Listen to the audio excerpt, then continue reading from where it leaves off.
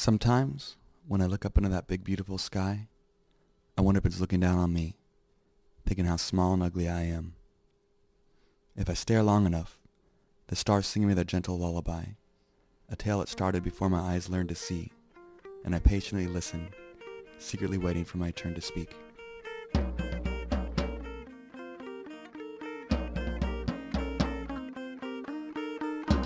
At one point, everything was nothing.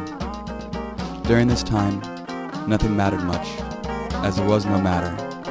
But as everything was nothing, the nothing was terribly important. Soon enough, something happened. Namely, the nothing became something, and that something was everything. Which is why everything is nothing, and nothing is everything.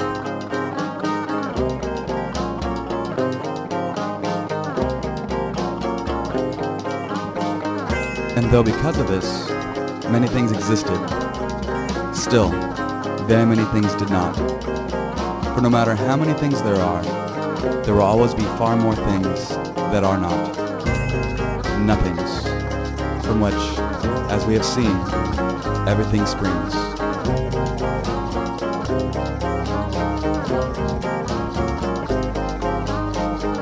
There were no bowling alleys, no stop signs.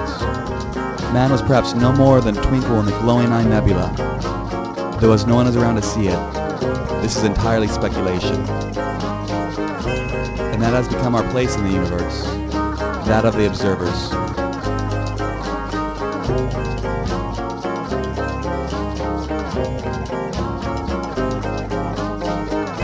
And we make keen observations of our world, our universe.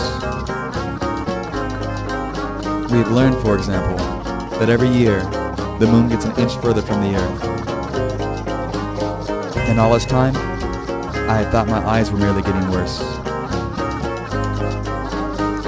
And we learn a lot from each other. My father taught me many things. A strong dislike for gravity, a love of music, and a true fascination with facial hair.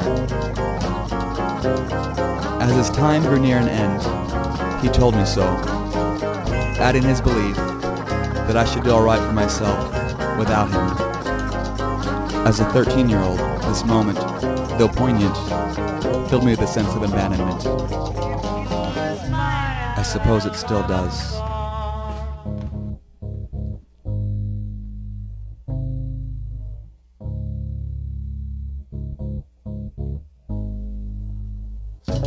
His absence created a vacuum, a void of empty space, a nothing in me. I had never thought anything, particularly nothing, could ever feel so heavy. But as we have seen, nothing is the birthplace of everything, and I alone carried its weight. I had a chip on my shoulder.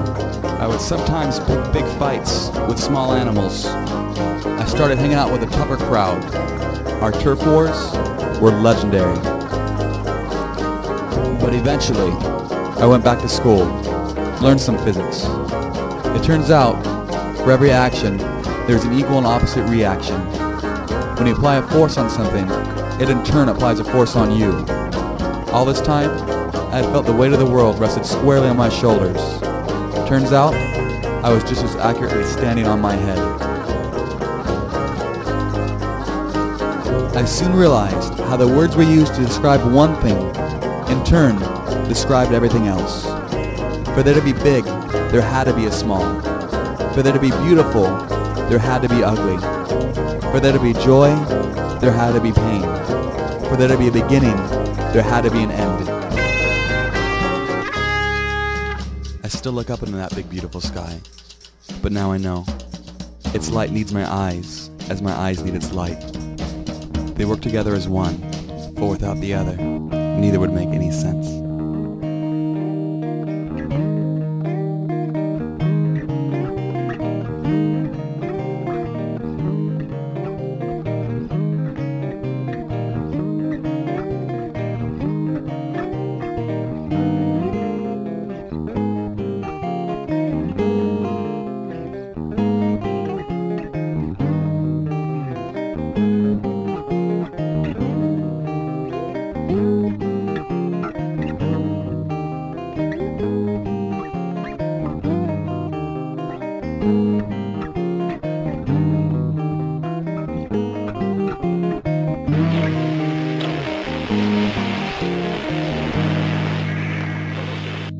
All right, Stella, we're gonna go see the lion. What did the lion say?